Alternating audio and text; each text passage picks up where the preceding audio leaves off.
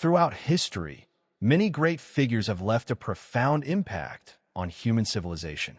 From brilliant leaders and exceptional scientists to visionary thinkers, they have helped shape the world as we know it today.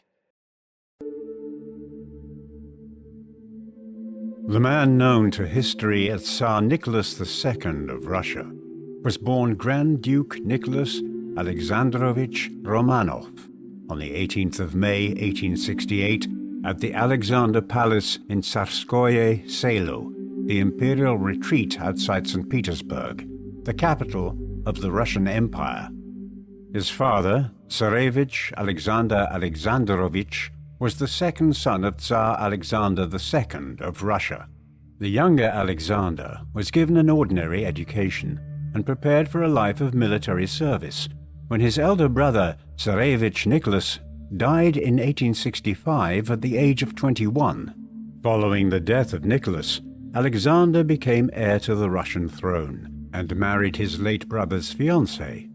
Upon his father's death in 1881, Alexander assumed the throne as Tsar Alexander III.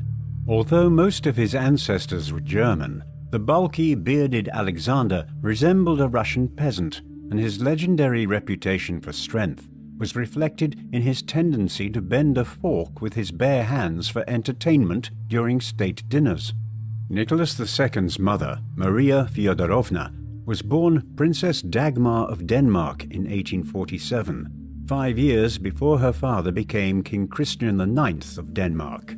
In 1863, Dagmar's sister, Princess Alexandra, married Prince Albert Edward, the future Edward VII of the United Kingdom. In September 1864, when she was not yet 17, Dagmar was engaged to Tsarevich Nicholas of Russia, but after his death the following year, it was decided that she would marry his younger brother, Tsarevich Alexander, converting to Russian Orthodox Christianity and taking the name of Maria Fyodorovna.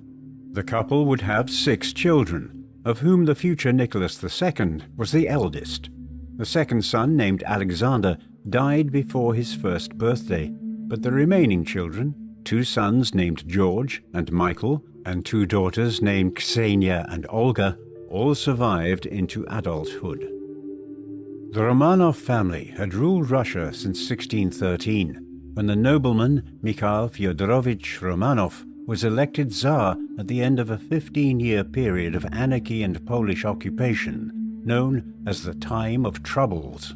Nicholas II's life and reign proved as troublesome as the events 3 centuries earlier that placed his ancestor on the Russian throne. At his birth, the Russian Empire was the world's largest country, stretching from Poland in the west to the Pacific coast in the east, bordering the Arctic Ocean in the north with its southern frontiers in Central Asia. This vast country owed its origins to the Grand Principality of Moscow, a modest medieval state ruled by princes of the Rurikid dynasty, descendants of the Viking chieftain Rurik, who ruled the lands collectively known as the Rus, from the city of Kiev in the 9th century. After the Mongol conquest, Moscow became the most powerful of the Russian principalities over the course of the 14th century by a combination of military force, extortion, and fidelity to the Mongol or Tatar Khan. During the following century, the Muscovites claimed the legacy of the Eastern Roman Empire after the fall of Constantinople in 1453, claiming the title of Tsar, derived from Caesar, before expelling the Tatars, subjugating the wealthy merchant republic of Novgorod to the northwest, and beginning its expansion eastwards towards Siberia. At the beginning of the 18th century, after a century of turmoil, Tsar Peter the Great founded the city of St. Petersburg and defeated Sweden in the Great Northern War, proclaiming the Russian Empire in 1721. At the end of the century, Ukraine and Crimea and parts of Poland were brought under Russian imperial rule by Catherine the Great. After repelling Napoleon's ill-fated invasion of 1812, Russia became one of the dominant powers on the European continent, and in 1814, Tsar Alexander I entered Paris in triumph, at the head of a coalition army that forced Napoleon to abdicate. Both Catherine and Alexander were inspired by liberal ideas of the European Enlightenment, but they found it difficult to reform a system of authoritarian rule which they relied on to maintain the integrity of their state with its wide-open frontiers. In the decades after the Napoleonic Wars, Russia retained its reputation as the continent's strongest military power, but despite their resplendent uniforms on parade, the Russian army was defeated in the Crimean War, which exposed the weaknesses in the Russian administrative and economic system. After Nicholas's grandfather, Tsar Alexander II, came to the throne in 1855, he embarked on a reform program to modernize the Russian Empire and maintain its great power status on the international stage, while dealing with the increasing political consciousness of the urban classes and the rise of nationalism in a multi-ethnic empire where fewer than half of the population was Russian. In 1861, Alexander abolished serfdom and gave peasants free economic rights, but the newly emancipated serfs were obliged to pay redemption dues to the government for 49 years to compensate their former owners. In 1864, trial by jury was introduced, and elected local councils known as Zemstva were established for rural areas and later cities and towns. In order to address the deficiencies in military organization in the Crimea, in 1874 universal conscription was introduced, and corporal punishment was banned in the army. Nicholas spent his childhood with an affectionate and overprotective mother, and a warm-hearted but intimidating father, a combination that may have contributed to his immaturity as a young adult.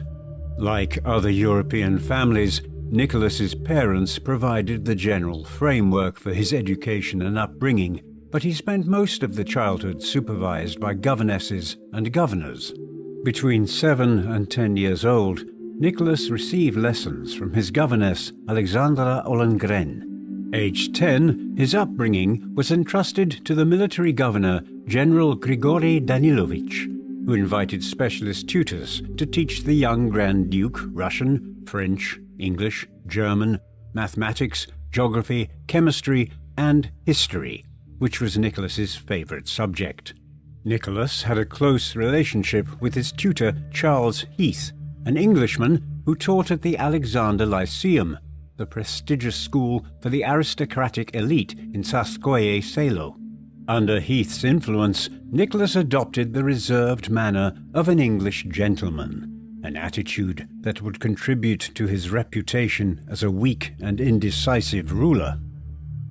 In March 1881, when Nicholas was 13 years old, his grandfather, Tsar Alexander II, was assassinated by the socialist revolutionary organization the People's Will while returning to the Winter Palace from a military inspection. Having survived 6 previous assassination attempts during his reign, the mortally wounded Alexander had his legs blown off by a bomb and was carried to the Winter Palace, where he died a couple of hours later. While Russian Tsars had often been violently removed from power by ambitious family members in palace coups, this was the first time a Russian monarch had been killed by revolutionaries who aimed to overthrow the monarchy. While he honored his late father's memory by building the Church of the Savior on spilled blood at the site of the assassination, Tsar Alexander III reversed many of his predecessors' liberal reforms and cracked down on left-wing revolutionary terrorist groups. In May 1887, after an attempt on the Tsar's life on the 6th anniversary of Alexander II's killing was uncovered, the revolutionary terrorist Alexander Ulyanov was one of 5 members of the People's Will executed for his part in the plot. Alexander's death led his younger brother Vladimir to take a greater interest in revolutionary politics. After his grandfather's death and the accession of his father, Alexander III, Nicholas assumed the title of Tsarevich and became heir to the throne. He continued to live under the supervision of General Danilovich until the age of 17, when he began his political education at the hands of some of the leading statesmen of the empire. The greatest influence on the teenage Nicholas was Konstantin Pobedonostchev, the conservative law professor who served as the secular head of the Orthodox Church. Pobedonostchev believed that Russia's communitarian political traditions were unsuited to representative democracy and regarded the peasantry, who were largely isolated from Western liberal and socialist ideas in the cities, as the basis of Russian monarchism. Nicholas was also taught economics by Nikolai Bunga, the liberal minister of finance, from 1881 to 1886. Though the Russian economy developed rapidly during the reign of Alexander III, and Bunga was comfortable in the world of wealthy bankers and industrialists, Nicholas's understanding of economic theory remained poor throughout his life, and he would rely on the advice of ministers on economic issues. In October 1888, while Nicholas and the Imperial family were returning from the Crimea, the Imperial train derailed at Borky in Ukraine. The roof of the dining car collapsed, but Tsar Alexander used his legendary strength to hold it up, allowing the children to escape unharmed. At the age of 19, Nicholas was commissioned into the Preobrazhensky Guards, the senior regiment of the Imperial Army. As with elite regiments in other European countries, the Preobrazhensky's officers received little military training, but Nicholas was able to enjoy the society of the wealthy young aristocrats who served as guards officers. During the 18th and 19th centuries, it was common for young European aristocrats and royals to embark on a grand tour of Europe, to deepen their knowledge of art and culture, and to see the monumental remnants of Greek and Roman antiquity for themselves. Tsar Alexander turned his attention eastward towards Asia, and in October 1890, Nicholas was sent on an Eastern Grand Tour, accompanied by Prince Esper Ukhtomsky, an authority on Asian culture, and after brief stops in Austria and Greece, where he picked up his cousin Prince George of Greece, Nicholas visited the more exotic destinations of Egypt, India, Ceylon, now Sri Lanka, the Dutch East Indies, modern Indonesia, the Kingdom of Siam, now Thailand, and parts of China and Japan, before returning home to St. Petersburg across Siberia. In May 1891, while Nicholas was in Otsa in Japan, he was the target of an assassination attempt by a local policeman. Though he received a saber wound to the face, Prince George saved his life by intercepting the second blow. Nicholas cut short the rest of his trip and returned to St. Petersburg overland in August. He had been a member of the State Council and Committee of Ministers since his 21st birthday in 1889, and in 1893 he was appointed to chair a special committee on the construction of the Trans-Siberian Railway. In 1890, Nicholas began an affair with a 17-year-old Matilda Czeszynska, a Polish ballerina of the Imperial Ballet. Though the affair was actively encouraged by his parents, as heir to the Russian throne, he was expected to marry a European princess. In 1884, Nicholas was present at his uncle Grand Duke Sergei's wedding to Princess Elisabeth of Hesse, one of the many German princely states that supplied brides for European royal houses. It was there that Nicholas met Elizabeth's 12-year-old sister, Princess Alix, who was Queen Victoria of England's favourite grandchild and lover of all things English. By the early 1890s, Nicholas was determined to marry the beautiful Princess Alix, and he proposed to her in April 1894 while attending the wedding of her brother, Grand Duke Ernst Ludwig of Hesse, in the German city of Coburg. The highly religious Alix initially rejected the proposal, as she was unwilling to give up her Lutheran faith in favor of Russian Orthodoxy, but a few days later she changed her mind and would soon become a zealous convert. Despite his seemingly robust constitution, Tsar Alexander III's health began to fail in 1894, and by late summer he was diagnosed with kidney disease attributed to the impact of the Borky train disaster 6 years earlier. In the autumn, the Tsar went to the Livadia Palace in Crimea to recuperate, and by mid-October, Tsarevich Nicholas was deputizing for his father. On the 22nd of October, Princess Alix arrived to receive her prospective father-in-law's blessing, and on the 1st of November 1894, Tsar Alexander III died at the age of 49, leaving his 26-year-old son as Nicholas II, Tsar of Russia.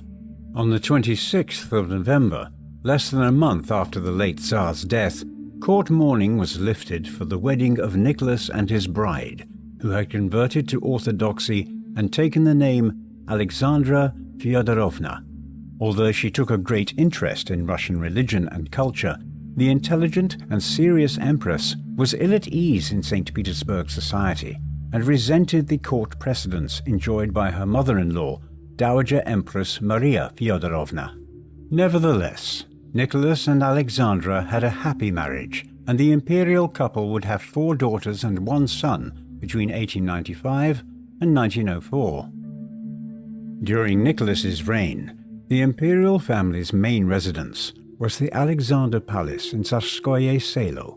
Though the palace had a neoclassical exterior, yellow walls and white columns, its interiors were decorated in a Victorian Gothic style to suit Alexandra's tastes. The family spent summers at Peterhof, around 20 miles to the west, and made occasional visits to imperial hunting lodges in Poland and the Livadia Palace in Crimea. Nicholas and his family enjoyed excursions to the Finnish coast on the imperial yacht, the Standard, which was also used on occasion for state visits to European countries.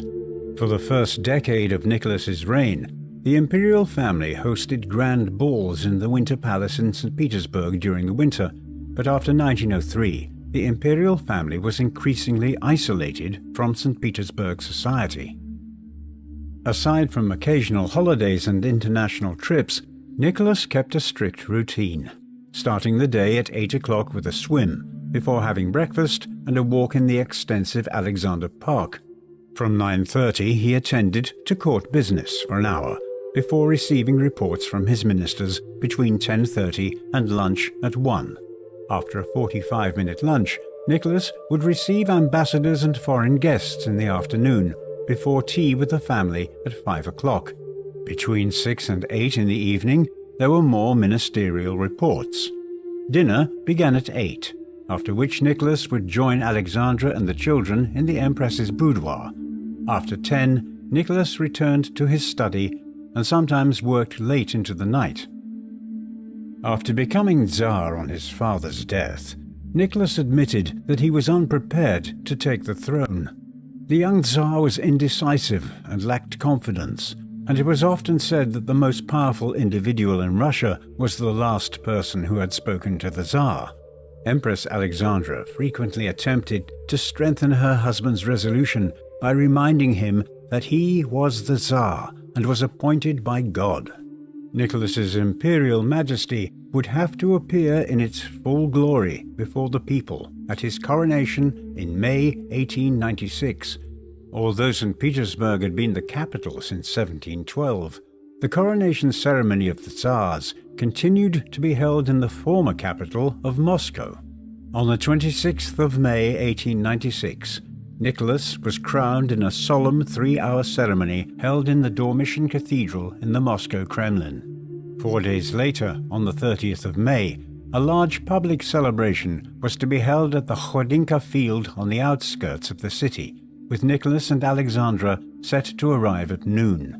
By 6 in the morning, over 500,000 people had already arrived, and when rumors spread that there were not enough complimentary souvenirs for everyone, those at the back pushed forwards, leading to a stampede which killed over 1,000 people and injured thousands more.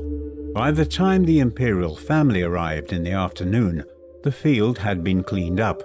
That evening, Nicholas and Alexandra attended a grand ball organized by the French embassy to celebrate the Franco-Russian alliance of 1894. While the imperial couple did not wish to attend the ball and visited the wounded in hospitals the following day, The image of the Tsar dancing on the day of a great tragedy made a bad first impression. Nicholas began his reign with few close friends whom he could bring into government, and instead relied on advice from ministers inherited from his father. He continued to be guided by Pobedonostchev's conservatism, and for the first 6 years of his reign, he did not deviate very far from his father's policies. Nicholas's desire to please everyone around him, and his unwillingness to confront those who disagreed with him, resulted in incoherent and contradictory policy-making. Rather than decide policy collectively through the Committee of Ministers, the Tsar preferred to make decisions by meeting ministers individually. The Tsar's main interests were in foreign, defense, and security policy, and outside these areas, ministers exercised considerable power in their own departments. Later in his reign, Nicholas suspected that powerful and effective ministers were usurping his powers as Tsar, and he played his ministers off against each other to assert his own authority, undermining the effectiveness of his government. Like many of his predecessors, Nicholas was suspicious of the bureaucrats who served him, and believed that, as Tsar, he had a direct connection to the people.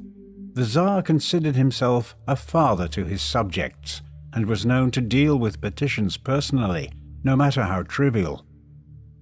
Among Nicholas's ministers, the most influential during the early part of his reign was Minister of Finance Sergei Witte, who had spent 20 years working in the railway industry before being appointed Director of Railway Affairs by Minister of Finance Ivan Vishnegradsky. Vishnegradsky launched a program of industrial development, funded by foreign loans and increasing taxes on peasants, and protected by high tariffs, which increased the prices of imported industrial products. These policies were adopted and expanded by Witte upon his arrival at the Ministry of Finance in 1892, and became known as the Witte system. The finance minister believed that rapid industrialization and economic modernization was essential if Russia was to avoid becoming economically exploited by the world's industrial powers, a fate that seemed inevitable for the Ottoman Empire in the Middle East and the Qing Empire in China. Witte recognized that the peasants and urban poor would suffer in the process, but argued that only by developing Russian industry, using a combination of state revenues and foreign capital and technology, could Russia be able to compete with Britain, France, Germany, and the United States. Witte's advocacy of the industrial economy was unpopular among the Russian landed aristocracy, who were skeptical of capitalism and favored the development of the agricultural economy. When Witte proposed adopting the gold standard in 1896 in order to attract foreign investment, he faced considerable opposition among his fellow ministers, as it would increase the cost of borrowing, and it was only the forceful intervention of the Tsar on behalf of Witte that allowed the finance minister to have his way.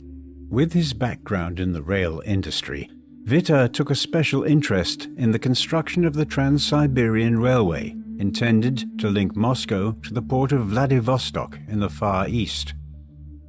In May 1891, while returning home from his Asian tour, Nicholas attended the ceremonies marking the start of construction on the railway in Vladivostok, and after becoming Tsar, he maintained his interest in the Far East, believing that Russia was in a perfect position to exploit economic advantages from the weak Chinese Empire. In 1895, Japan defeated China in an 8-month war, and at the Treaty of Shimonoseki, Japan secured possession of the Liaodong Peninsula in southern Manchuria, including the strategic naval base of Port Arthur. Since the Japanese presence in Manchuria undermined Russia's own imperial ambitions in the Celestial Empire, Russia organized an international coalition with France and Germany to force Japan to hand their gains back to China. Under Witte's influence, Russia was given the right to build a section of the Trans-Siberian Railway through northern Manchuria, reducing the length of the route.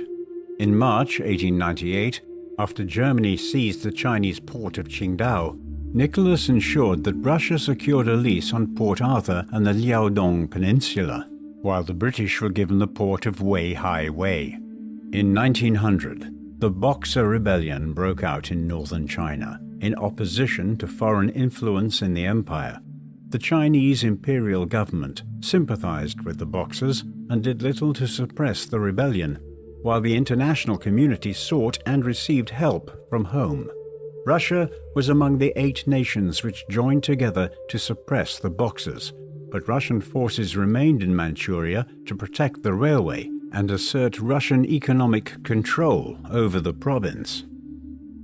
Although Witter's policies led to rapid economic growth, the industrialization process was accompanied by the movement of peasants from the countryside to work in factories in urban centers. The cities were unable to provide the necessary housing and social infrastructure to cope with the demand, and living and working conditions were poor. In the meantime, the increase in literacy among factory workers encouraged the creation of trade unions to defend the rights of workers. In many of these unions, radical revolutionary ideas circulated, calling for the overthrow of the Tsar and his regime. This industrialization led to not only strikes in the cities, but also peasant riots in the countryside, prompted by Witter's high taxes and tariffs, which led to several famines over the course of the 1890s. Witter recognized the condition of the peasantry, but was unwilling to ease the tax burden, and instead proposed radical land reform. Witter suggested abolishing the peasant commune, the centuries-old system under which a village and the land around it was owned collectively by the peasant community, and giving peasants full property rights to their land. The political stability of the Russian Empire was threatened not only by workers and peasants, but also by the intellectual classes. As in many autocratic regimes, the most radical group were university students, and in 1899 Nicholas faced student riots across the country. Although some leading instigators were expelled and conscripted to the army as a punishment, Nicholas recognized that some of the students' complaints were justified, and the Ministry of Education took steps to abolish the hated classical curriculum and to give students greater choice in the courses they studied.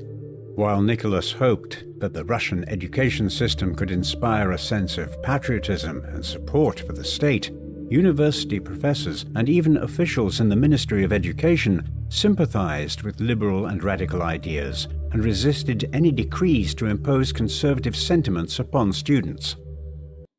By 1900, there were 3 distinct political groups forming the political opposition to Nicholas II. The Socialist Revolutionary Party, formed in 1901 and led by Viktor Chernov, was the successor to the People's Will and the agrarian socialist movements founded in the 1860s. The SRs believed that peasants and workers should join together in leading the socialist revolution to overthrow the Tsar, and were popular in both urban and rural areas. The SRs promoted revolutionary terror and were responsible for assassinating the hardline Minister of Internal Affairs, Vyacheslav von Plehve, in 1904. The Social Democrats, on the other hand, owed their allegiance to the Marxist tradition and believed that the urban workers would serve as the vanguard of any socialist revolution.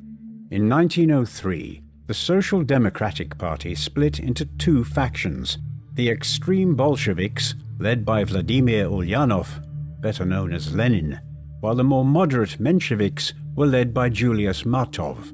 The third strand of opposition to the Tsar were the liberals, who supported civil rights and constitutional government, where political power is shared by the monarch and a democratic assembly representing the people.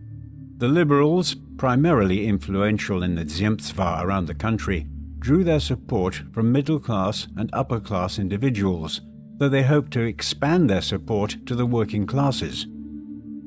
The political instability in Russia at the beginning of the 20th century prompted Interior Minister von Plehve to remark in 1903, "What this country needs is a short, victorious war to stem the tide of revolution." Plehve's comment was in reference to Minister of War General Alexei Kuropatkin, who warned that Russia's Far Eastern adventures were undermining its defenses in Europe. In February 1904, Russia and Japan went to war over control of Manchuria and Korea. Though Nicholas had hoped to avoid war, he believed that the Russian military would easily crush the Japanese. Contrary to the expectations of the Tsar and the international community, the Japanese inflicted a series of heavy defeats on the Russians. In April 1904, the flagship of the Russian Pacific Fleet struck a mine near Port Arthur, killing Admiral Stepan Makarov, the Russian Navy's most talented naval officer. In early September 1904, Kuropatkin's army was defeated by a Japanese army half its size at the Battle of Liaoyang, forcing him to abandon the city. Kuropatkin expected reinforcements from European Russia via the Trans-Siberian Railway, but parts of the railroad were not yet complete. In the meantime, the Japanese laid siege to Port Arthur and took the port in February 1905, destroying the Russian Pacific Fleet in the process. Later that month, the Japanese army defeated Kuropatkin at Mukden, now known as Shenyang, and forced the Russians to retreat into northern Manchuria. The key battle of the war took place at sea at the end of May 1905, when Admiral Zinovy Rozhdestvensky's 2nd Pacific Squadron, which had sailed around the world on an 8-month voyage from the Baltic Sea, was annihilated by Admiral Togo Heihachiro at the Straits of Tsushima. After mediation from President Theodore Roosevelt of the United States, the Russo-Japanese War ended with the signing of the Treaty of Portsmouth in September, recognizing Japanese claims over Korea and resulting in Russia's evacuation of Manchuria. In line with Plevar's expectations, Russian setbacks in the Russo-Japanese War had made revolution more likely, and on the 28th of July 1904, while on his way to meet the Tsar, Plevar was killed by a bomb thrown by a socialist revolutionary terrorist. Nicholas had appointed Plevar Minister of Internal Affairs in 1902, following the assassination of his predecessor, Dmitry Sipyagin, hoping that the hardline Plevar would act as a counterweight to Witte, who was beginning to lose the Tsar's confidence over the political instability caused by his economic reforms. Like many Russian conservatives, Plevar believed that the workers and the peasants were more loyal to the state and presided over a policy of repression against the political parties and the radical urban intelligentsia. Plevar was a notorious anti-Semite and considered to be responsible for the pogrom in the Moldovan capital of Chisinau in April 1903, during which an anti-Semitic mob killed almost 50 Jews. Though Nicholas condemned the killings and removed the local governor, he did little to stem the pogroms between 1903 and 1906, during which over 2,000 Jews were killed, the bloodiest of which claimed the lives of 400 Jews in the Ukrainian port of Odessa in 1905. Following Plevar's assassination, Nicholas appointed the liberal Prince Pyotr Swietopolk-Mirsky as his successor, seemingly in response to his mother's pleas not to appoint another hardliner to the ministry. Swietopolk-Mirsky proposed a program of reforms, including religious toleration, civil rights, and greater influence on central government by elected representatives from across the country. While the Minister of Internal Affairs believed that the reforms were necessary to avoid revolution, Grand Duke Sergei led the conservatives in attempting to block the reform program. Not long after Nicholas rejected the Interior Minister's central policy of representative government in December 1904, Swietopolk-Mirsky resigned from office. On Sunday, the 22nd of January 1905, tens of thousands of unarmed protesters marched on the Winter Palace under the leadership of Father Gapon, a priest and trade union leader in St. Petersburg. Among Gapon's demands for political reform were for the Tsar to hold a constituent assembly to deliver a constitutional government in Russia.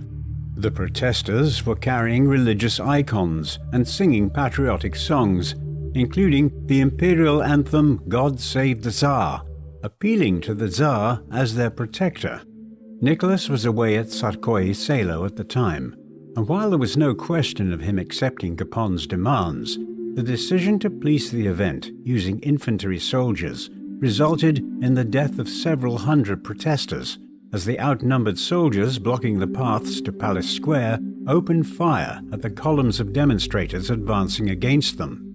While Nicholas expressed regret at the fatalities, the events of Bloody Sunday undermined the Tsar's claim to be the protector of his subjects. On the 17th of February 1905, Grand Duke Sergei was assassinated by socialist revolutionary terrorists in the Kremlin. Nicholas responded by offering to establish an advisory representative body, but he refused to consider relinquishing his powers as absolute monarch. The Tsar believed that constitutional government would make Russia more vulnerable to revolution and anarchy, while also considering it his duty to preserve the authority he was given by God. As a hereditary monarch, Nicholas also considered it his duty to God and Russia to produce a son and heir. Between 1895 and 1901, Nicholas and Alexandra had 4 daughters in succession: Olga, Tatiana, Maria, and Anastasia. According to the Imperial succession law of 1797, women could not inherit the throne unless all male claimants were extinguished. As a result, Nicholas's younger brother George remained the heir to the throne until his death in 1899, upon which their youngest brother Michael became the new heir. When Nicholas fell gravely ill in the autumn of 1900, there was some discussion about changing the laws of succession so that Grand Duchess Olga could succeed him, but the Tsar's recovery averted succession talk.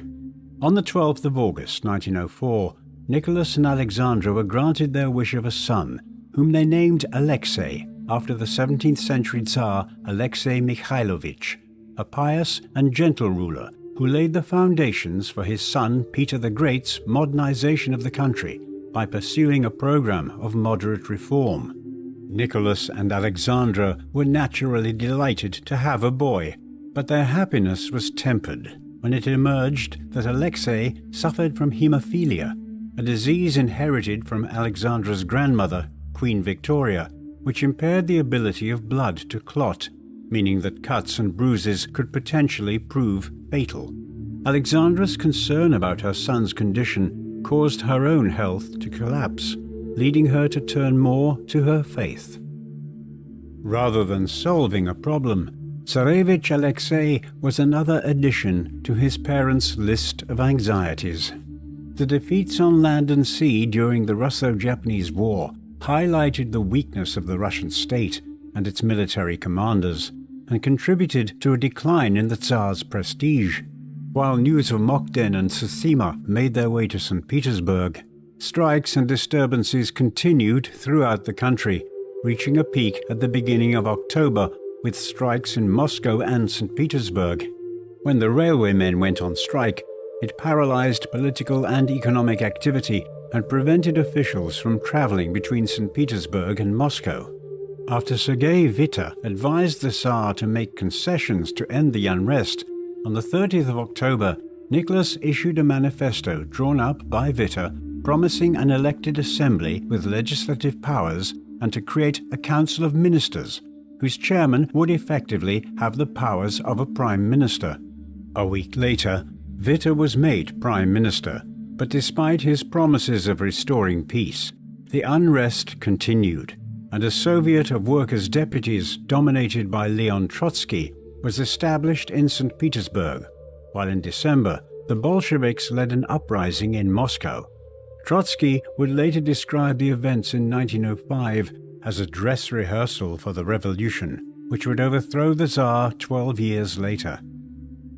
For the time being, Nicholas remained in power as the revolution was brought under control by Pyotr Dernova, the Minister of Internal Affairs, who reasserted government control over the transport and communications network and arrested members of the St. Petersburg Soviet. By the end of 1905, many liberals rallied to the government after being horrified at the radicalism of the masses.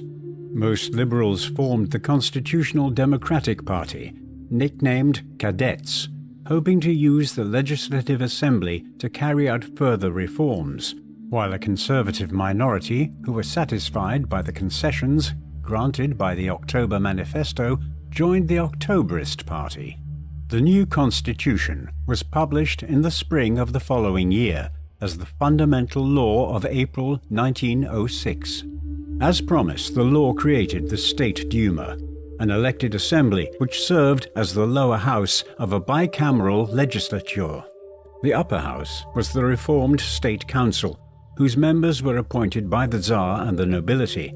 Nicholas continued to assert his supreme authority and reserved for himself powers to dissolve the two parliamentary bodies or to place provinces under a state of emergency.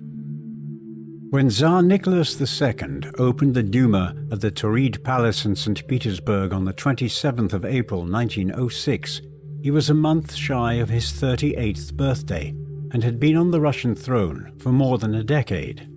During this period, the Russian economy continued to industrialize, but the revolutionary organizations which had been driven underground by his father had re-emerged.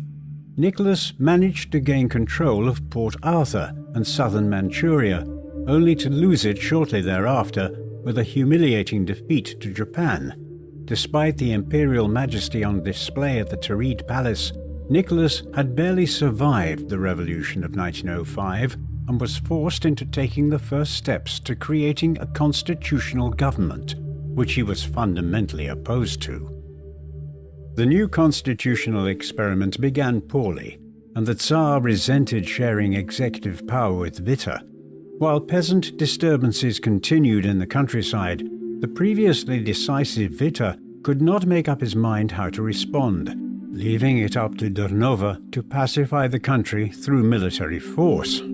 Nicholas kept Witte in office long enough to secure a foreign loan, allowing Russia to remain on the gold standard before dismissing him in May, replacing him with the ineffectual Ivan Goromaikin. Although the electoral law for the Duma had been weighted towards the peasantry, the traditional supporters of the monarchy, when the State Duma opened its first session in April 1906, it was dominated by the liberal cadets and the socialist Trudoviks. The mainstream socialist parties, the Socialist Revolutionaries and Social Democrats, had decided to boycott the first Duma elections. Even so, the body's demands for parliamentary government and land reform were too radical for the Tsar, who dissolved the body in July. Elections for the Second Duma in January 1907 returned a legislature even further to the left, after the SDs and SRs agreed to participate. The Second Duma was soon dissolved, and the electoral laws changed to ensure a more conservative legislature. While Nicholas was struggling to adapt to life as a constitutional monarch, the imperial court welcomed the presence of Grigory Rasputin, a Siberian peasant and religious mystic. Rasputin was introduced to the imperial couple in late 1905 by Princess Anastasia of Montenegro, who would later marry the Tsar's uncle, Grand Duke Nicholas Nikolaevich. Over the coming years, Rasputin gained considerable influence over Nicholas and Alexandra for his ability to stop Tsarevich Alexei's bleeding. Despite his condition and regular warnings from his parents, Alexei was an active child and would occasionally hurt himself. On more than one occasion, when the Tsarevich appeared to be dying, Rasputin's intervention, whether by touching the child or through his prayers, would seemingly cure the young boy almost instantly. The imperial couple regarded Rasputin's presence as a sign of the people's support for the monarchy, though his political influence was often exaggerated by political opponents who supported the separation of the state and the Orthodox Church.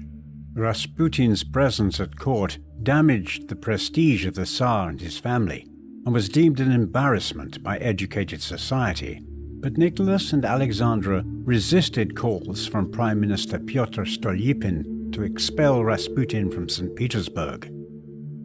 Stolypin had succeeded Dornova as Minister of Internal Affairs in the spring of 1906, before becoming Prime Minister in July. Before being promoted to ministerial level, he He had served as the governor of Saratov province in southern Russia, and at the age of 44, he was much younger than the Tsar's previous ministers. Stolypin continued to crack down on peasant disturbances, and among his opponents, the hangman's noose was nicknamed Stolypin's necktie, while the trains carrying peasants into Siberia were known as Stolypin's carriages.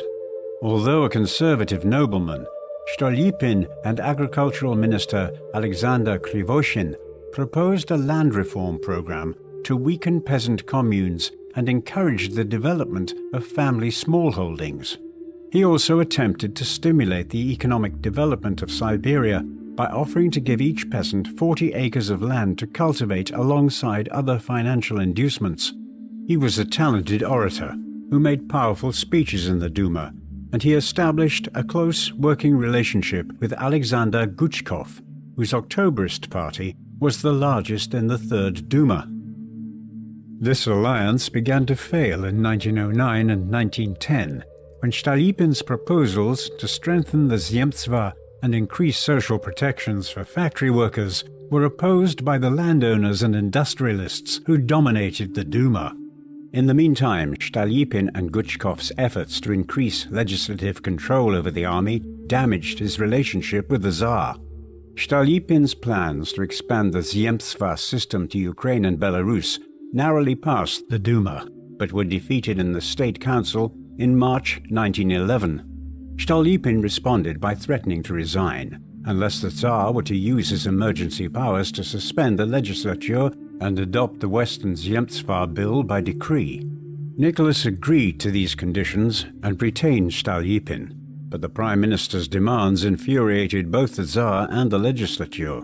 On the 14th of September 1911, while attending a performance at the Kiev Opera with the Tsar and his eldest daughters, Stolypin was shot by a leftist revolutionary assassin and died 4 days later on the 18th. The assassin was hanged a week after Stolypin's death, but Nicholas gave orders to drop the investigation, prompting rumors that the assassination had been planned by supporters of the Tsar.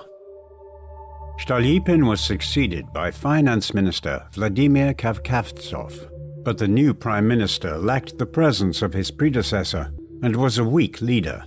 Having remained at the head of the Finance Ministry, Kavkavtsov's desire to control spending led to clashes with General Vladimir Sukhomlinov, the Minister of War, and Alexander Krivoshin at Agriculture. Sukhomlinov had been appointed by the Tsar in 1909 to resist Stolypin's efforts to give the Duma greater control over the armed forces, and demanded increased investment in the army and navy. Krivoshin was responsible for enacting Stolypin's land reforms and provided cheap credit through the Peasant Land Bank to allow peasants to buy their own land from nobles. He encouraged the development of schools, and by 1914, around 60% of Russian children received a primary education. In February 1914, Krivoshin managed to outmaneuver Kavkavtsov by persuading the Tsar to appoint his friend Peter Bach as finance minister and the powerless Goromykin as prime minister, allowing the Minister of Agriculture to become the dominant figure in the government. In the meantime, in 1913, Nicholas had asserted his control over security policy by appointing Nikolai Maklakov as Minister of Internal Affairs. With the Tsar's support, Maklakov cracked down on the revolutionary press and unsuccessfully attempted to reduce the Duma's powers. In 1914, St. Petersburg was hit with a series of strikes, but the rest of the country remained calm. Widespread demonstrations of popular support in 1913, during the celebrations of 300 years of Romanov rule, convinced Nicholas that he continued to enjoy considerable support across the country. After its inauspicious start, the constitutional experiment was bringing an element of stability despite Stolypin's assassination, and there was a chance that with a strong prime minister, such as Krivoshin, to carry out his agenda and manage parliamentary politics, Nicholas could be a constitutional monarch, like his cousin King George V in Britain. However, after Nicholas limited the electorate in 1907, most of the Russian population remained without political representation, and the workers and many peasants were ready to rise up against the Tsar at any sign of weakness in the imperial regime. The Tsar had been saved by the Russian army in 1905 and 1906, and after the humiliation of defeat to Japan, Nicholas desperately sought to stay out of war. Although Russia and Britain had been close to war over their competing interests in Asia, Russia's defeat in 1905 dispelled British fears of the Russian threat and led to the signing of the Anglo-Russian Entente of 1907. Together with the Anglo-French Entente Cordiale of 1904 and the Franco-Russian Alliance of 1894, this created the Triple Entente of Britain, France, and Russia. The rival European bloc was the Triple Alliance of Germany, Austria-Hungary, and Italy, though the latter's fidelity to the alliance was suspect, as it had its own territorial claims to parts of the Austrian Empire. Following the appointment of Sergei Sazanov as foreign minister in 1910, the Tsar pursued a three-pronged policy to remain committed to the Triple Entente, improve relations with Germany, and to promote unity among the Balkan states in Southeast Europe against further Austrian encroachment in old Ottoman territory after Austria's annexation of Bosnia in 1908.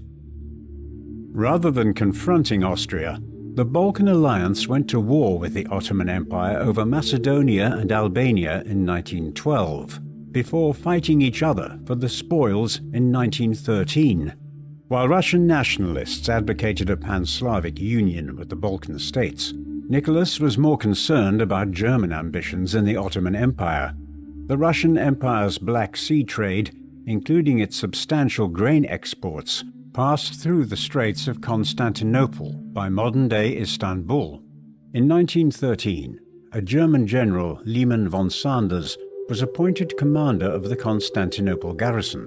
Over the previous century, the Ottomans had routinely employed foreign experts as civil and military administrators, but the Russians feared direct German control of the straits. Elsewhere in Europe, a naval arms race between Britain and Germany increased the risk of war between the continent's most powerful states.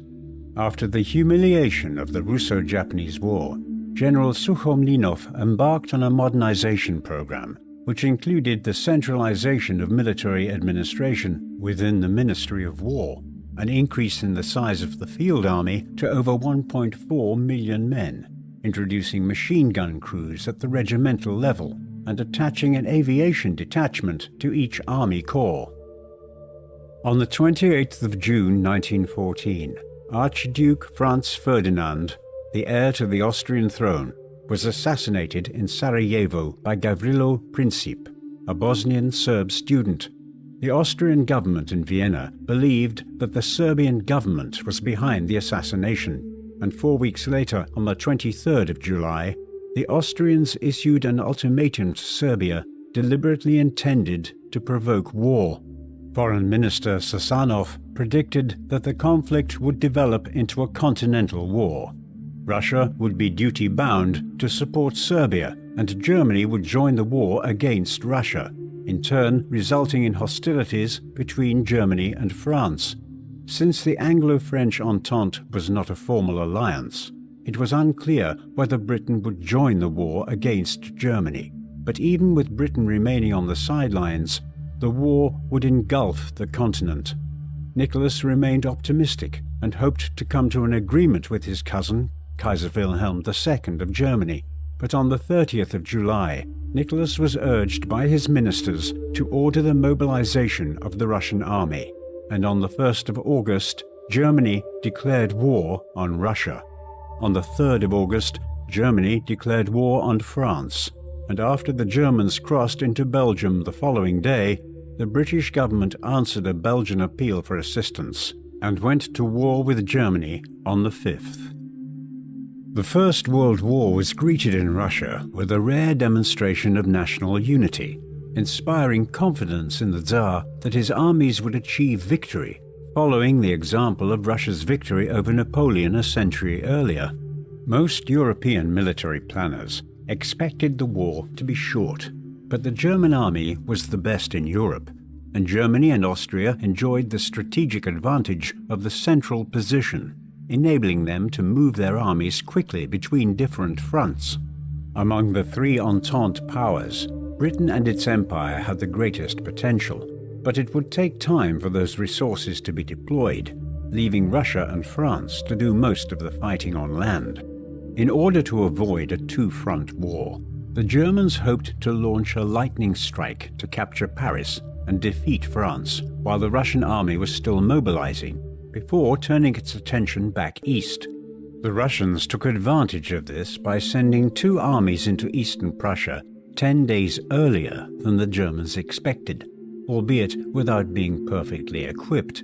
Despite initial Russian successes, in late August and early September, the German Eighth Army under General Paul von Hindenburg and his Chief of Staff Erich von Ludendorff defeated the Russian Second and First Armies in quick succession at the battles of Tannenberg and the Masurian Lakes.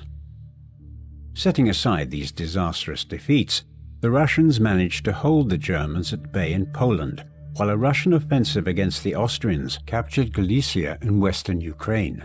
By the spring of 1915, the Russian army was facing a shortage of munitions, and after a series of German offensives in Poland, by September the Russians were forced to abandon Poland and Lithuania.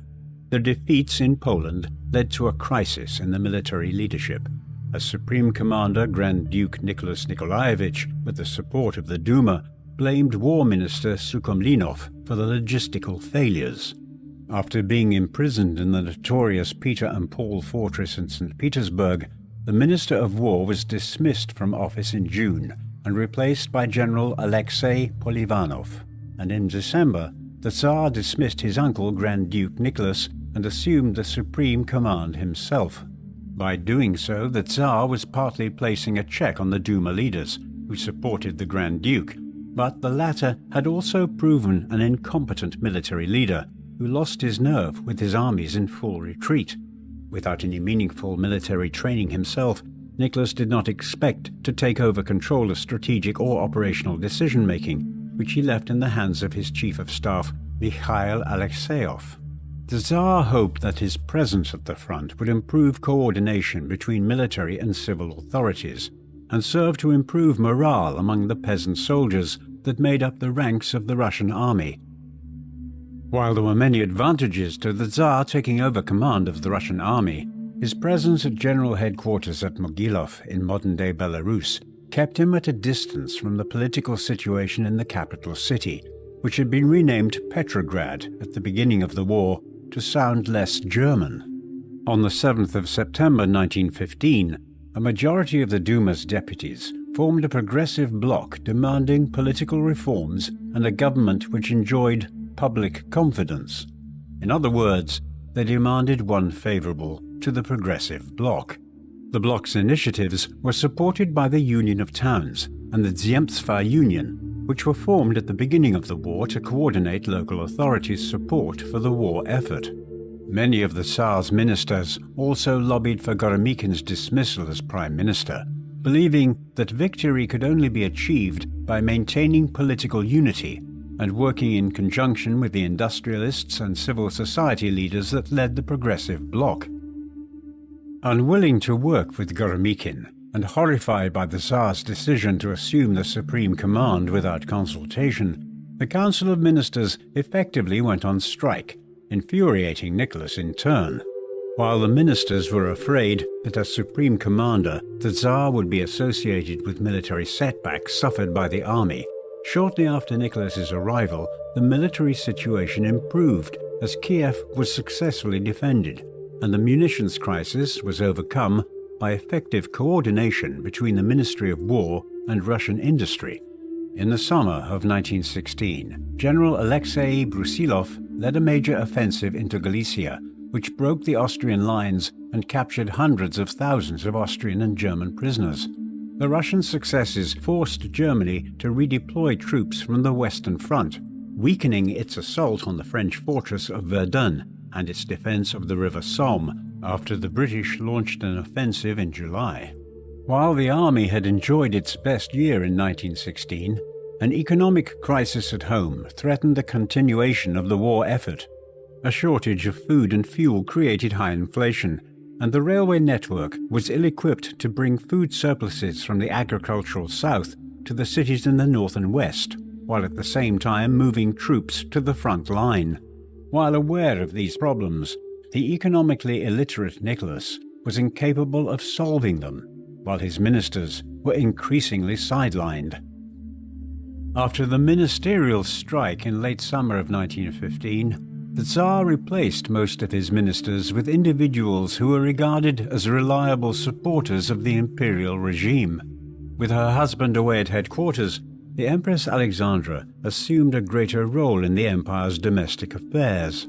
In January 1916, Goromikin was succeeded by Boris Stürmer, a close confidant of Alexandra.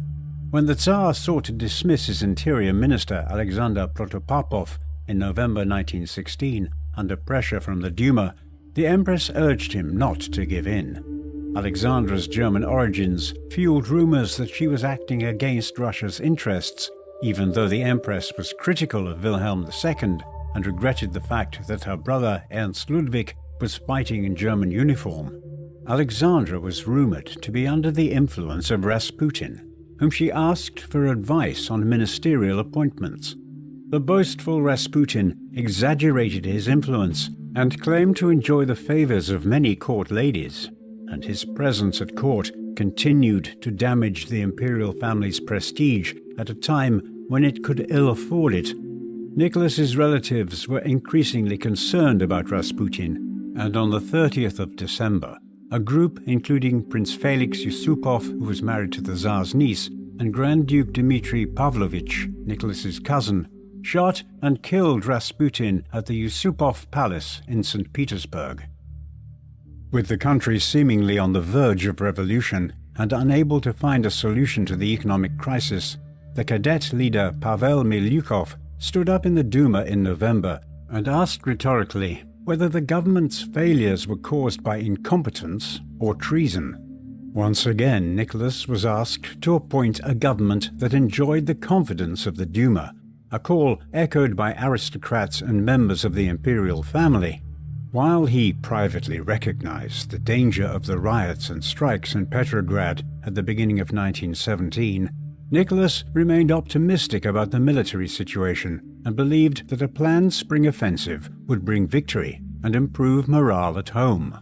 On the 7th of March, the Tsar left Tsarskoye Selo for headquarters, and the following day disturbances began as the men of the factories joined an International Women's Day demonstration demanding bread. By the 11th, almost all of the capital city was on strike, though initial attempts to control the rioting by troops loyal to the imperial regime were successful. However, on the 12th, the Petersburg garrison mutinied and prompted Nicholas to return to the capital. Striking railwaymen blocked the imperial train, and the Tsar was forced to divert to Pskov, where he arrived on the 14th. On the 12th of March, 12 Duma deputies formed a provisional government to take control of the capital, and on the same day the Petrograd Soviet of Workers and Soldiers Deputies was formed. On the evening of the 14th, General Ruski, commander of the Northern Front, headquartered in Pskov, presented Nicholas with a message from President of the Duma, Mikhail Rodzianko, urging Nicholas to grant parliamentary government if he wished to retain his crown. The Tsar initially refused, but when he changed his mind the following day, it was too late, and Rodzianko urged the Tsar to abdicate to prevent further bloodshed. The other generals, assured by the Duma leaders that they were in control, joined in the chorus and urged Nicholas to abdicate. On the 15th of March, Nicholas agreed to abdicate in favor of his son, but after several hours worrying about the potential fate of Alexei during a time of war and political instability, decided that he should instead be succeeded by his brother, Grand Duke Michael, who would serve as a constitutional monarch.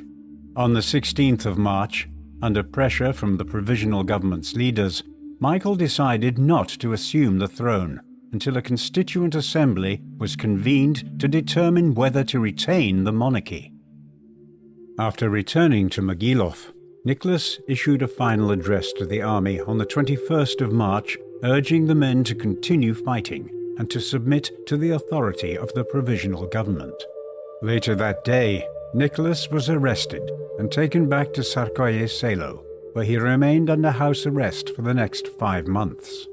Though subject to humiliation by their guards, Nicholas and Alexandra felt a sense of relief that the heavy burdens of government were taken away from them. There was an expectation that the former imperial couple would go into exile in Britain, and Pavel Milyukov, now foreign minister in the provisional government, submitted a request for asylum to the British government on behalf of Nicholas and Alexandra. The British Prime Minister David Lloyd George was inclined to agree, but the Tsar's cousin, King George V, feared that granting asylum to the former Russian autocrat would damage his standing among British socialists and place his own throne at risk. Even had such an offer been extended, Nicholas and Alexandra would have been reluctant to abandon Russia out of a sense of duty, despite their calamities. In August 1917, the provisional government sent Nicholas and his family to the city of Tobolsk in Siberia, where they lived in the former governor's residence. The provincial city remained well disposed towards the fallen Tsar, and Nicholas and the children socialized in secret with the more sympathetic guards. The fate of the Romanovs was destined to get worse after November 1917, when the Bolsheviks, under Lenin, overthrew the provisional government. Since Imperial Russia used the Julian calendar, which was 12 days behind the Gregorian calendar used by most of the world, the event is known to history as the October Revolution. The provisional government had been unable to assert its political power and was in the hands of the Petrograd Soviet, while the failure of a summer offensive in July strengthened support for the radical Bolsheviks, who demanded an end to the war. In January 1918, the Bolsheviks consolidated their hold on power by closing down the Constituent Assembly, where they were outnumbered by the socialist revolutionaries. Keen to secure his power in Russia, in March, Lenin reluctantly approved the signing of the Treaty of Brest-Litovsk with Germany and its allies, surrendering control of Poland, the Baltic states, Belarus, and Ukraine. The Bolshevik suppression of the Constituent Assembly and their capitulation to Germany created the conditions for civil war.